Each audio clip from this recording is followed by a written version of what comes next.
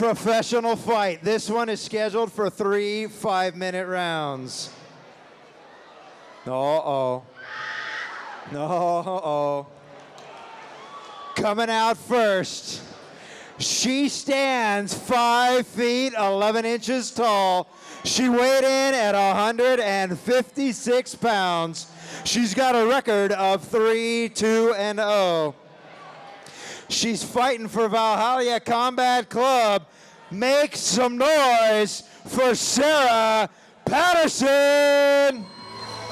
Ladies and gentlemen, we have Sarah Primal Patterson coming out right now. She is 31 years old, stands 5'11", weighed in at 155 pounds. She has an amateur boxing record of 9-0, an amateur MMA record of 4-0, and a pro MMA record of 3-2. So she has some experience. She has been in some combat.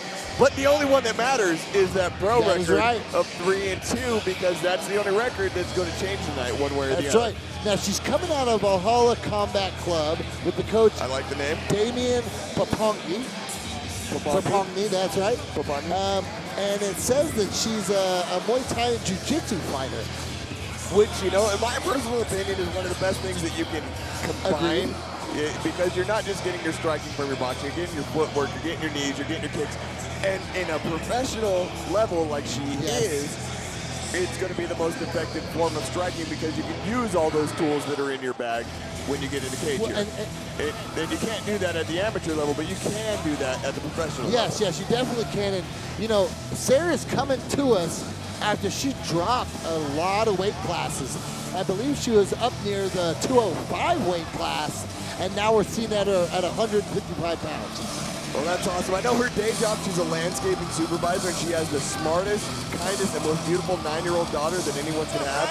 She's not dedicating this fight to anybody specifically, but she says that she's very thankful to be invited back to Steelfist, and that the staff is very professional and courteous, and it's a great opportunity as they are a fairly well-known venue. All right, and her opponent tonight, fighting out of the black corner, standing 5 feet 6 inches tall, weighing in at 164.5 pounds. She's got a professional record of 3-1-0. Doing it for Victory MMA. Let's hear it for Kristina Makeheli. Ladies and gentlemen, coming out to the cage right now, we have Kristina Makeheli. This woman is 42 years old. She stands 5 foot 6 inches tall, weighing in at 163 pounds, with an amateur record of 8-0, just like her opponent. Yep. That record doesn't matter. Her pro record is 3-1. That is the record that is going to change here tonight one way or the other. She trains out at Victory MMA. What do we know about Victory? Oh, we know they got Jake Paul. We got Paul James out there. Cam Tuller, Cole Rose. We can keep going. But let's just jump to her fighting style. Is, you know, basically a boxer, and kickboxing kind of has that background, but since she's been working over there and switched over to MMA, she's kind of picked up a lot more of that grappling side, to where in her last win, we actually saw her finish with a choke. Yeah, not just a choke, not a guillotine, not a rear naked choke. She actually finished with a 10-finger choke, which is kind of another level choke that you don't see a lot of people do effectively, especially in MMA. She did it effectively enough to get the tap. Yeah, no, she did. She definitely did. And that's what was impressive about it. I remember interviewing her after the fight saying, I had no idea that you were capable of doing that, because, I mean, that is a higher level choke. It's not something that people know how to do it initially when they start learning the ground game. And you see her as a striker. You know, to me, I see Kristina, I see a striker. Because we've seen her as a striker. We've seen her dominate women with her Very hands. heavy and hands. That's what we expect. Very heavy hands. All right, she says she has how many kids? 6 kids. That's impressive right there. I mean, I know why she punches people now. Yeah, of course. Got to get that frustration out. She says she's dedicating this fight to everyone who supported her. What it means to her to fight for Steelfist is it's a blessing to do what she loves to do, and she is grateful for the opportunity. What does she say as a message to her opponent? Welcome to Utah. Welcome to Utah. I like that. Kristina says welcome to Utah, and then you got Sarah saying, I'm anticipating a war, and I've trained accordingly. I hope you have as well, so we can put on a great show and lay it on the table. Well, last time we saw Sarah, she was fighting, I believe it was Erica Grover. Yeah, and Erica Grover, another strong striker from Utah. Yeah, she has heavy hands as well. But again, that was at, I believe, somewhere around 205. Yeah, no, like you said, she's dropped down quite a bit in weight class. And I believe when she fought Erica, she was doing a lot of grappling in that fight. I saw her going for a lot of leg locks, if I remember correctly. So I'm excited to see what she does at this weight class. She definitely looks a lot leaner. Yes, definitely. Which is making her a lot more explosive, being able to get that nice tie up in that clinch and take the back of Kristina right now. Yeah, and you know, she had her, Kristina looked like she was going for the head throw, and now it looks like Sarah's got her kind of pinned up against the cage. I can't really see. I got the referee in between me. So Sarah's got her pinned up against the cage, but Kristina's got that headlock in from behind, and there you go, Sarah doing a nice lateral drop, getting over on top of her. Well, yeah, into mount, into tonight, like almost a side mount, but that's all about the position that Kristina's in because Kristina was doing that head squeeze. Yes, and she held on to it throughout it. That kind of assisted Sarah in getting into that position. Yeah, now Sarah's got at least one hook in. Now she's got two hooks in, and she has her arm in the chin, but Kristina did a great job rolling and getting to her knees, but I'd like to see her. She's doing a great job doing the wrist control, but I'd like to see her start turning belly to belly. That's the most important thing when someone's got your back is to try and get belly to belly. Well, and she was doing a pretty good job trying to avoid those hooks. If you notice, Kristina kind of pinching her legs together, not allowing Sarah to put those hooks in. Yeah, she's doing a good job. She's doing a good job defending as far as she's doing right now, but I'd like to see her start trying to you've got Sarah with her legs crossed, or sorry, they're slightly crossed. Kristina can start doing a little bit more, trying to weave her feet through to get those legs off of the inside of her thighs, but she's doing a good job defending nonetheless. Yeah, she's doing a good job defending from the ground. I mean, she's in a bad position, you know, given. So when you get in those positions, you just begin to start working. Good job for Sarah to maintain this position and threaten Kristina in these areas. And see, now you're seeing Kristina do the right thing and start turning in hip. And she was almost able to reverse, but at least she's in a better position right now where she can start effectively trying to do something instead of just defending against a rear naked. And you see her trying to protect or bury her head and her hip. Of course, Sarah ended up pushing it out, but it created a situation to where she wasn't getting hit. If you notice, she hasn't taken many shots while on the ground. And normally I would say what Kristina just did is a bad idea as far as strikes go. Yes. I would rather her try and get out of the mount instead of giving her back. But she's actually doing a really good job of defending that rear naked. And I have not seen, like you said, I haven't seen Sarah throw any strikes really except for a couple elbows, inward elbows. There's a couple right there. Yeah, a couple, but I don't think that's enough to really do much. She needs to sit up and start striking, but she is more of a jiu-jitsu fighter than she is a striker, so you're going to see her going for more of the submission instead of the strikes. Well, and you're seeing Kristina build her base up when she gets on all fours. She starts to build that base up to try to get up on her feet. Now, she might be able to turn in this position right here. No, she might be able to, but I think that what we're going to see is Sarah turn. On top? Maybe see Sarah turn on top, which you're seeing right now. She's going to get that full mount position. And what you saw there, Dave, getting mad about was you're not allowed to grab the gloves. Oh, who was grabbing the gloves? I couldn't see it. Kristina, I believe, was grabbing the gloves. So, and I could have been wrong, so if Kristina wasn't grabbing the gloves, I'm sorry. But either way, you're not allowed to grab the gloves. You're not allowed to grab any of the articles of clothing or protective equipment of your opponent. Well, and right now we have Greg McFarland that we spoke about earlier in the corner of Sarah. I hear him talking about putting your hooks in, put your hooks in. Yeah, you know, he's saying that, but honestly, I wouldn't go for the hook.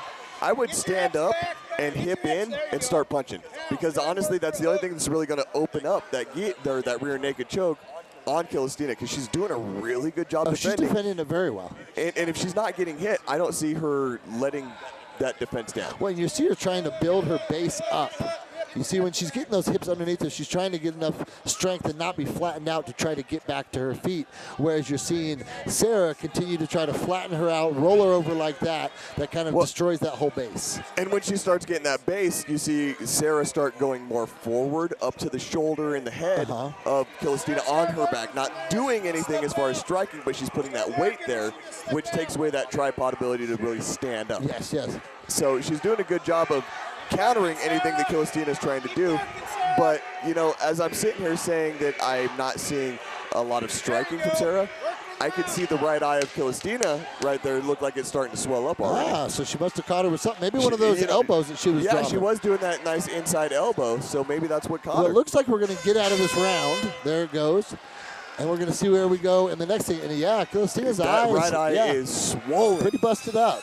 Yeah, I mean, either that just landed perfectly or she's got some damage. Yeah, I mean. Because the way that the bottom of her eye is swollen up to where it's almost completely closed Yes, already. yes. And she didn't land a whole lot of punches. And she only threw maybe about 4 or 5 elbows throughout the entire round. I think she landed an elbow rather clearly or really clean on that eye. Yeah, definitely. If something hit perfect, and either it hit just under the eye and gave that instant swell, or she broke something. Something's going on over there. I'm trying to look in the corner and see if I can get a little tell as to what's going on. So you've got Jake Paul. One of the things I love about combat sports is that corners know what they're doing. Yes, they do. Jake Paul has ice against her eye and will not take it off until the in-between round is over, and the referee tells him to get out so that the doc can look at it. Which by then it's going to reduce the swelling enough that she can see out of it, and it's not completely closed off, and the doc's going to let her keep going if she's ready to fight. Well, and let's see how this affects her vision. I mean, it's definitely going to be affecting that right eye, so it's going to mess with the depth perception of where these punches are coming from, or possibly takedowns.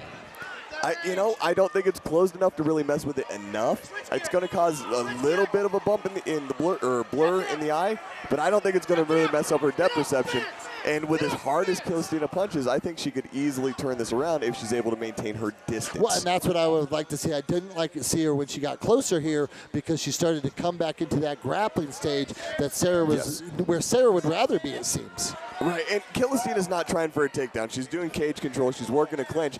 But the thing is, it is so difficult to land effective striking within a clinch against the cage. Yes, yes. You're going to get a lot more effective striking from someone like Kristina when she's within her reach, when she's at her distance, and she can work that head movement in those counter punches. Well, and what we haven't talked about is the height difference that we got going on. There is a big height difference going on in this fight. Well, you got 5'6" and 5'11". Wow. I mean, that's 5 inches right there. And 5 inches makes a lot of difference. Yes. And there you go. You see Kristina land a couple of solid punches, but they're so close that they're not as effective as they would be if Kristina would break that clinch and push away. Well, and there you go. Sarah gets the takedown, kind of works, gets a trip, very similar to what she did before. It looks like she fell into mount again. Yeah, she fell into a nice full mount position. I'd like to see Sarah not go for any kind of submission. I'd like to see Sarah not work on a forearm choke or anything like she's doing right now. I'd like to see Sarah go higher in her mount and start working for punches. Well, she certainly looks like she wants that arm. She's setting up an arm bar. Looks like she wants that arm, that left arm of Kristina's, as you can see. Now we're seeing Sarah do what I want to see Sarah do from that dominant position. You're going to see this fight get stopped because Kristina's just there it covering goes. up. And there we go, ladies and gentlemen. Sarah Patterson got a nice, dominant win against a very strong Kristina. Yes, she did. Yes, she did. All right, you know what? I don't really know if there's much I could say about this fight except for that Sarah dominated it. Sarah dominated the fight from almost start to finish, shall we say. Kristina landed 1 or 2 heavy shots. It did not deter Sarah at all. And that doesn't take anything away from Kristina. No, not at all. We've seen what Kristina's capable of. Yes. But what it does is it adds validity to what Sarah Patterson is capable of. Yes, it does. And it shows that Sarah Patterson came in here to fight. She came here to do what she needed to do. And she took it where she wanted it and imposed her game plan. Yeah, definitely. I'm excited about this win for Sarah. I can't wait to see Sarah get back in the cage and do this again. Let's take it to the cage for the official announcement. We're going to bring her to the middle of the ring. Your winner, 1 minute, 46 seconds into round number 2. Ref stoppage due to strikes. Out of the red corner, Sarah Patterson!